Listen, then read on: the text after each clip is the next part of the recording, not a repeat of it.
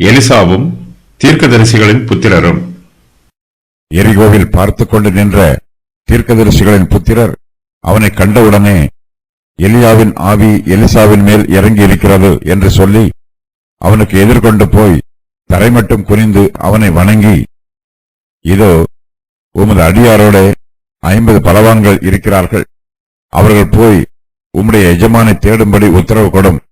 ஒருவேளை கர்த்தருடைய ஆவியானவர் அவரை எடுத்து பர்வதங்களில் ஒன்றின் மேலாகிலும் பள்ளத்தாக்குகளில் ஒன்றிலாகிலும் கொண்டு போய் வைத்திருப்பார் என்றார்கள். அதற்கு அவன், அவர்களை அனுப்ப வேண்டாம் என்றான். அவன் சலித்து போக மட்டும் அவர்கள் அவனை அலட்டிக் கொண்டிருந்தபடியால் அனுப்புங்கள் என்றான். அப்படியே 5 பேரை அனுப்பினார்கள். அவர்கள் 3 நாள் அவனை தேடியும் காணாமல் எரிகோவில் இருந்த அவனிடத்திற்கு திரும்பி வந்தபோது அவன் இவர்களை பார்த்து, போக வேண்டாம் என்று நான் உங்களுக்கு சொல்லவில்லையா என்றான். எலியா சுழல் காற்றிலே பரலோகத்திற்கு ஏறி போனதை தீர்க்கதரிசிகளின் புத்திரரில் 50 பேர் தூரத்திலே பார்த்து கொண்டு நின்றார்கள். எலியாவின் மேல் இருந்து கீழே விழுந்த சால்வையையும் எலிசா அந்த சால்வையை பிடித்து தண்ணீரை அடித்ததையும் அந்த தண்ணீர் இரு பக்கமாக பிரிந்ததையும் தீர்க்கதரிசிகளின் புத்திரர் பார்த்து கொண்டிருந்தார்கள். எலியா தீர்க்கதரிசிகளின் புத்திரருக்கு ஆவிக்குரிய தகப்பனை போல இருந்து அவர்கள் மத்தியிலே ஊழியம் செய்து வந்தார். இப்போது எலியா அவர்கள் மத்தியிலே இல்லை. எலியாவின் ஸ்தானத்தில் எலிசா இருக்கிறார். எரிகோவில் பார்த்து கொண்டு நின்ற தீர்க்கதரிசிகளின் புத்திரர் எலிசாவை கண்டவுடனே, எலியாவின் ஆவி எலிசாவின் மேல் இறங்கி இருக்கிறது என்று சொல்லுகிறார்கள். அவர்கள் எலிசாவுக்கு எதிர்கொண்டு போய் தரை மட்டும் குனிந்து அவரை வணங்குகிறார்கள். சுமார் 50 மனுஷர் எலியா பரலோகத்திற்கு எடுத்துக் கொள்ளப்பட்டதற்கு சாட்சிகளாக இருக்கிறார்கள். எலிசாவின் முதலாவது அற்புதத்திற்கும் இவர்கள் சாட்சிகள். எலியாவின் ஆவி இப்போது எலிசாவின் மீது வந்திருப்பதற்கு இவர்கள் சாட்சி பகருகிறார்கள். ஆகையினால் எலியாவிற்கு பின்பு எலிசா தீர்க்கதரிசியாக உடனடியாக அங்கீகரிக்கப்படுகிறார். தீர்க்கதரிசிகளின் புத்திரர் யோர்தானின் இக்கரையிலே நின்று கொண்டு எலிசா நடப்பித்த அற்புதங்களை பார்த்தார்கள். எலியாவின் ஆவி எலிசாவின் மேல் இறங்கி இருக்கிறது என்பதற்கு இவர்கள் சாட்சிகளாய் இருக்கிறார்கள். எலிசா அக்கினியையும் தண்ணீரையும் கடந்து யோர்தானுக்கு இக்கரைப்பட்டு வந்திருக்கிறார். கர்த்தர் எலியாவை கனம் பண்ணியது போல இப்போது எலிசாவையும் கனம் பண்ணுகிறார். கர்த்தர் கனம் பண்ணுகிற ஊழியக்காரரை தீர்க்கதரிசிகளின் புத்திரரும் கனம் பண்ணுகிறார்கள். அவர்கள் எலிசாவுக்கு எதிர்கொண்டு போய் தரை மட்டும் குனிந்து அவரை வணங்குகிறார்கள். தீர்க்கதரிசிகளின் புத்திரர் தீர்க்கதரிசிகளின் பாடசாலைகளில் பயிற்சி பெற்றவர்கள். எலிசா ஊழியத்திற்கு வருவதற்கு முன்பாக அவர் தீர்க்கதரிசிகளின் பாடசாலையில் பயிற்சி பெறவில்லை.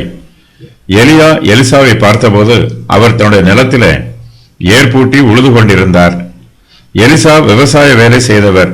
அவர் இப்போது கர்த்தருடைய தீர்க்கதரிசியாக ஊழியம் செய்கிறார். எலிசா தங்களைப் போல தீர்க்கதரிசிகளின் பாடசாலையில் பயிற்சி பெறவில்லை என்று நினைத்து தீர்க்கதரிசிகளின் புத்திரர் அவரை அசட்டை பண்ணவில்லை. எலியாவின் ஆவி எலிசாவின் மேல் இறங்கி இருக்கிறது என்பதை அவர்கள் எல்லோரும் அங்கீகரிக்கிறார்கள். அவர்கள் எலியாவை கனம் பண்ணியது போல இப்போது எலிசாவையும் கனம் பண்ணுகிறார்கள். மோசே மரித்தபோது இஸ்ரவேல் ஜனங்கள் யோசுவாவை தங்களுடைய தலைவராக ஏற்றுக்கொண்டார்கள். நாங்கள் மோசேக்கு செவி கொடுத்தது போல உமக்கும் செவி கொடுப்போம். உம்முடைய தேவனாகிய கர்த்தர் மாத்திரம் மோசேயோட இருந்தது போல உம்மோடும் இருப்பாராக. யோசுவா 1:17. அதுபோலவே தீர்க்கதரிசிகளின் புத்திரர் எலியாவை தங்களுடைய ஆவிக்குரிய தகப்பனாக ஏற்றுக்கொண்டது போல இப்போது எலிசாவை தங்களுடைய தலைவராகவும் ஆவிக்குரிய தகப்பனாகவும் ஏற்றுக்கொள்கிறார்கள்.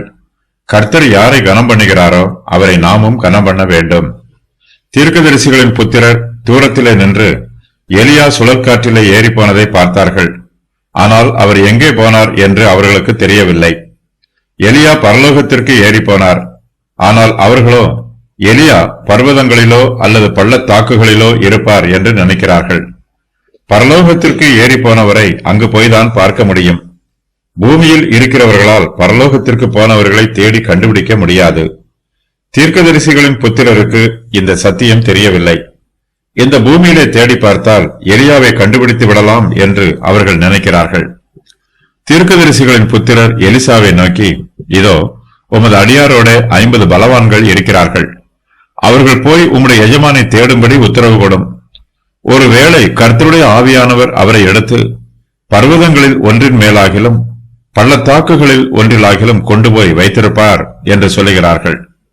தீர்க்கதரிசிகளின் புத்திரரில் 50 பேர் எலியாவை தேடுவதற்கு உத்தரவு கொடுக்குமாறு எலிசாவிடம் கேட்டுக்கொள்கிறார்கள். கர்த்தருடைய ஆவியானவர் எலியாவை எடுத்து பர்வதங்களில் ஒன்றின் மேலாகிலும் பள்ளத்தாக்குகளில் ஒன்றிலாகிலும் கொண்டு போய் வைத்திருப்பார் என்று கூறுகிறார்கள். அவர்கள் எலிசாவிடம் அவர் சலித்து போக மட்டும் அவரை அலட்டிக் கொண்டிருந்தபடியால் எலியாவை தேடி பார்க்குமாறு அவர்களை அனுப்புகிறார். அவர்கள் 3 நாள் எலியாவை தேடியும் அவரை காணாமல் திரும்பி வருகிறார்கள். தீர்க்கதரிசிகளின் புத்திரரில் சிலருக்கு எலிசாவின் மீது பிரியம் இருப்பதை விட எலியாவின் மீது அதிக பிரியம் இருக்கிறது. அவர்கள் எலிசாவை தங்கள் தலைவராக ஏற்றுக்கொள்வதற்கு முன்பாக எலியா தங்கள் மத்தியிலே இல்லை என்பதை உறுதி பண்ணிக்கொள்ள விரும்புகிறார்கள். தீர்க்கதரிசிகளின் புத்திரர் தன்னிடத்தில் சொல்லும் கோரிக்கை வீணானது என்பது எலிசாவுக்கு தெரிந்திருக்கிறது. எலியாவை தேடுவதற்கு 50 பலவான்களை அனுப்ப வேண்டும் என்று அவர்கள் கோரிக்கை பண்ணிய போது எலிசா அவர்களை நோக்கி அவர்களை அனுப்ப வேண்டாம் என்று சொல்லுகிறார். எலிசா சலித்து போக மட்டும் அவர்கள் அவரை அலட்டிக் கொண்டிருக்கிறார்கள். ஆகையினால் எலிசா அவர்களை நோக்கி அனுப்புங்கள் என்று சொல்லுகிறார். அவர்களும் அப்படியே 50 பேரை அனுப்புகிறார்கள். பலவான்கள் 3 நாள் எலியாவை தேடியும் அவரை கண்டுபிடிக்க முடியவில்லை. தீர்க்கதரிசிகளின் புத்திரர் அனுப்பின 50 பலவான்களும் 3 நாட்களாக எலியாவை தேடி பார்க்கிறார்கள். அவர்களால் எலியாவை கண்டுபிடிக்க முடியவில்லை. எலிசா இப்போது எரிகோவில் இருக்கிறார்.